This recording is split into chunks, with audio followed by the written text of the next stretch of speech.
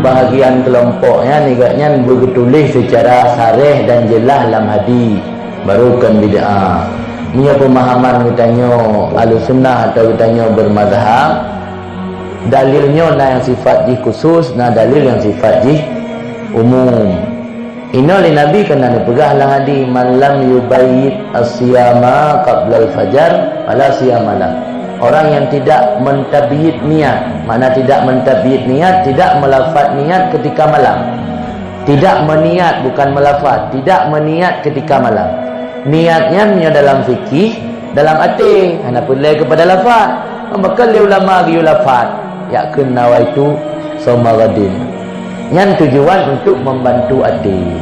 Karena hati tanya sering wihul, hati tanya sering kacau, hanya fokus.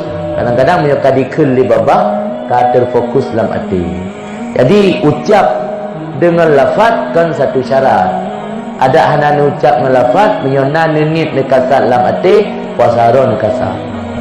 Cuma masalah bid'ah mungkin bisa jadi masalah Nabi. Hana juga pengumuman di sembahyang yang sama-sama takun nawa itu sama gading bid'ah. Tapi bid'ahnya yang menurut versi katanya, na yang baik, na yang hana baik. Kita pegang memandung bid'ah. Hana baik, pembukuan Al-Quran bid'ah, buh titik dan buh baris Al-Quran bid'ah hana masa Nabi. Maka akan memandung bid'ahnya buru na bid'ah yang good.